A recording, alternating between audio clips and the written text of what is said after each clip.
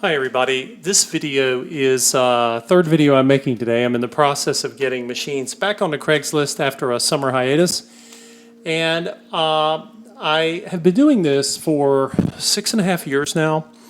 And many of the machines I have restored and found customers for are not rare. In fact, most vintage sewing machines are not.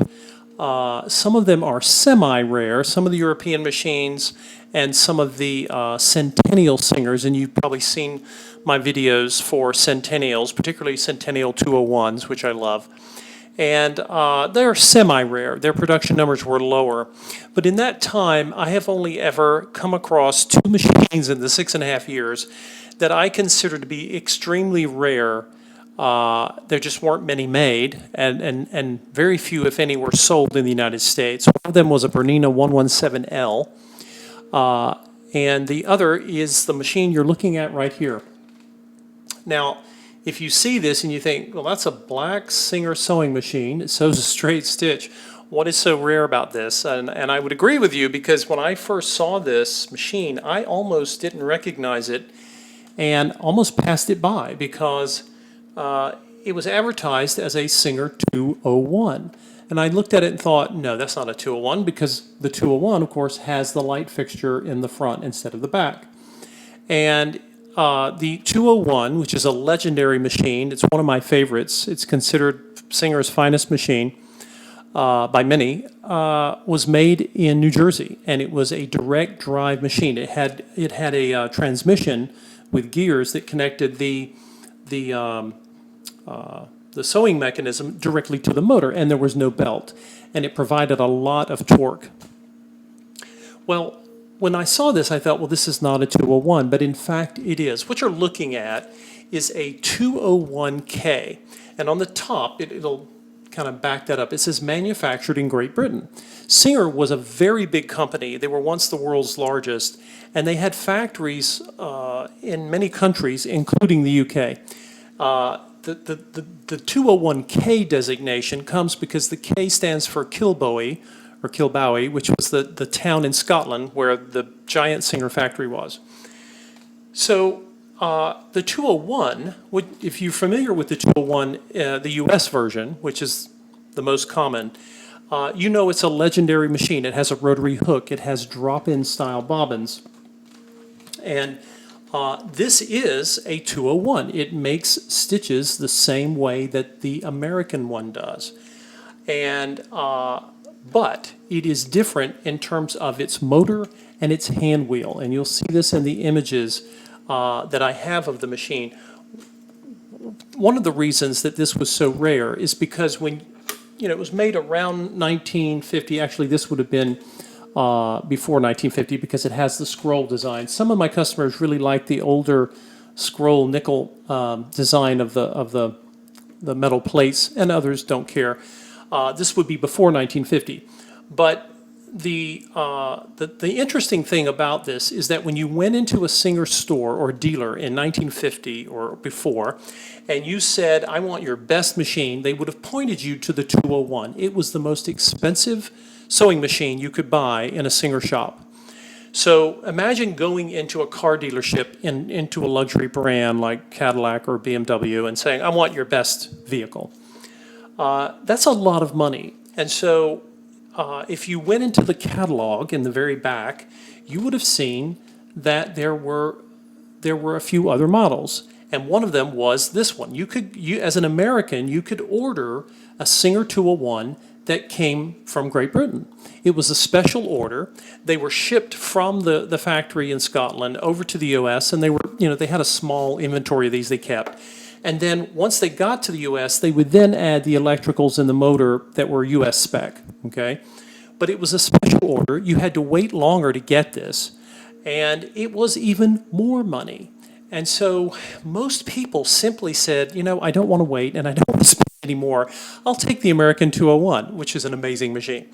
So subsequently, very few of these were ever sold in the United States. Now, if you live in Europe, in the UK particularly, these are not rare machines. So the production numbers for the UK were not low. They were as high probably as the US factory when they were making the American versions. The reason this is rare is because to get a British machine that was outfitted with American electricals is extremely rare. I have never seen one of these in the 6.5 years I've been doing this, and I may never see another one again. You will sometimes see them on eBay. You'll see them from places like Australia or in the UK and in Europe. They sell for quite a lot. You have to pay a lot of money to have them shipped here, and if they survive the shipping, which is questionable, then you have to have someone to restore it. So it's a very expensive proposition. So why would you want this over the American 201? What's the big deal? So what if it's rare? Well, if you're a collector and you collect machines based on that rarity, then this machine, all of my machines are accruing and going up in value. Okay, they all have collectible status. This machine is collectible and it's appreciating in value a lot more quickly. The other thing about it is that even if you don't care about collectability, this machine is the only 201 design that you can treadle. It has an electric motor. It came with one when it was new. It has a new belt, and I've actually restored it with the original Singer spec. It's a black rubber V-belt, brand new. Sometimes you see me put cogged belts on a lot of my restored machines, but I wanted to get the vintage-looking belt, even though it's a new belt, because I thought that was important in this case. So if you like the flexibility of being able to go from an electrical setup to a treadle, let's say you want to sew a 201's amazing stitch, but you want to do it with a treadle, the only way you can do it is with the British-made 201.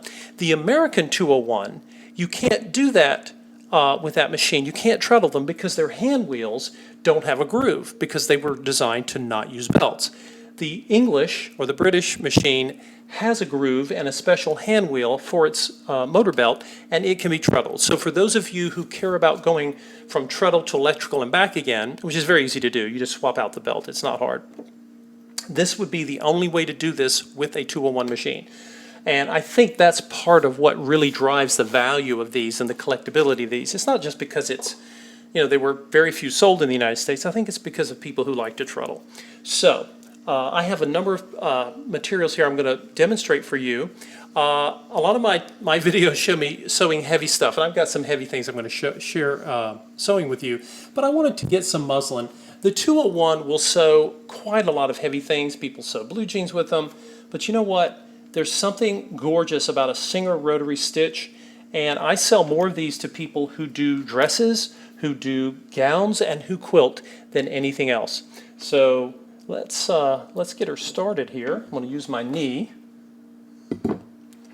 And hey guys, I had to change my setup a little bit. I'm a very tall guy and I'm sitting at a sewing table, and I want to make sure. My last video I had the table rocking all over the place. I want to try to keep it still for you. And so anyway, I'm going to get her started here.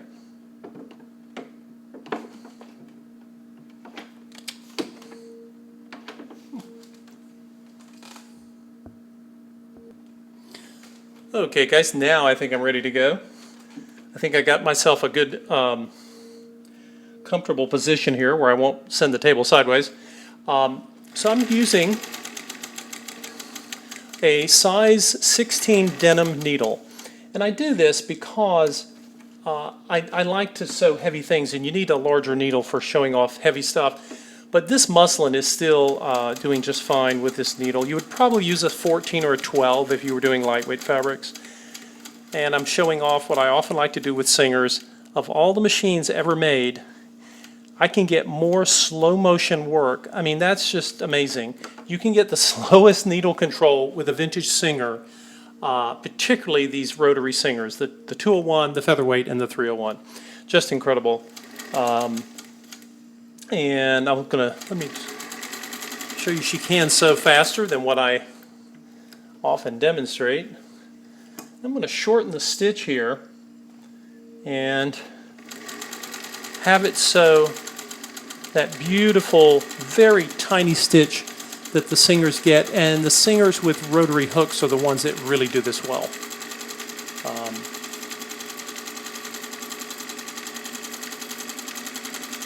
Of course, you can go into reverse. It has direct feed. That was an important feature when it came out. You could go into reverse without stopping. And Singer rotary shuttle machines have some of the finest stitching you're ever going to see. I'll pull this up for closer inspection. Let me get my scissor here.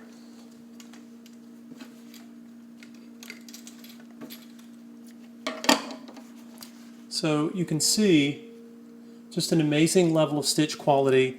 And I know that there are people who, when they sew wedding gowns, fine couture gowns, anything where your stitches are really going to be looked at really closely. I'll sew this one more time, and we'll double it up. This machine is very powerful, but we'll double this, and it's still, we're 4 layers of muslin. It's still nothing for a sewing machine, but I thought while I have it here, I'll just let it run through for you.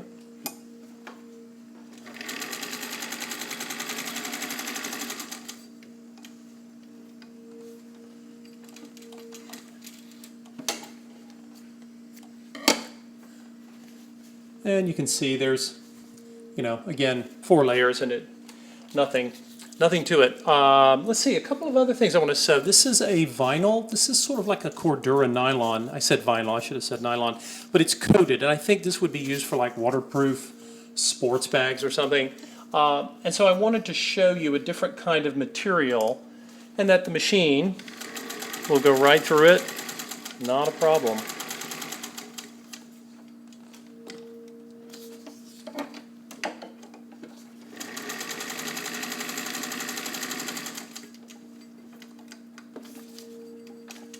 So that was 2 layers of, I'm going to call it Cordura, that's a brand name, but it's a very dense nylon. You've seen this in things like backpacks. Let's see if I think I can double this. So I have 4 layers of this. I think it'll stay flat enough for me.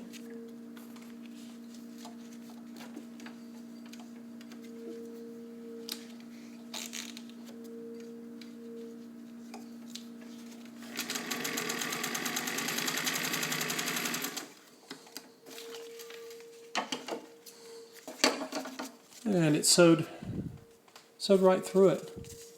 And again, with a size 16 needle. And this is webbing. Now this is actually a stretch webbing, but fairly dense. So I think I can fold it sideways, but let me try. I want to sew it. It's kind of a short piece, but I'll double it for you guys so you can see. Webbing, anything you've ever had a hard time with.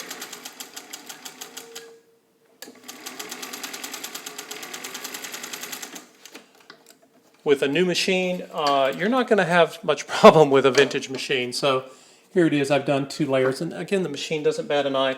Lastly, I'm going to run out of time here. I want to do some garment leather for you.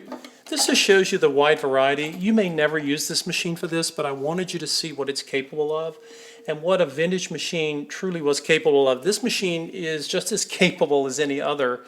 And again, if you need a strong sewing machine, but you're not a collector, and you don't care anything about treadling, I have other machines that you can certainly look at. But I just got excited about this because I had not seen one. And again, oh, by the way, this is not a leather tip needle. So I'm going to start with my needle down, which I need to do. And now you see it sewing the leather, just sewing it right through.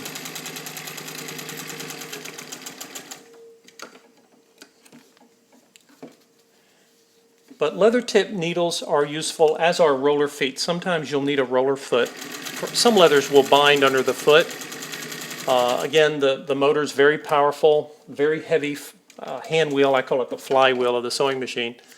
But again, let me see. Yeah, that should show up in this light. I'm trying to see, looking through the camera here to be able to see what you guys are seeing. But yeah, just the stitches are amazing. If you guys have any questions, please feel free to email me. I'd be happy to tell you. But again, if you want to research Singer 201K, you will find very few of them anywhere in the United States. Most of them are in the United Kingdom. And if you ever wanted to treadle one and hook it up to a treadle belt, you can. So I have more materials here that we can sew on, or you can bring your own. So just let me know if you'd like to set up a time, and I'd be happy.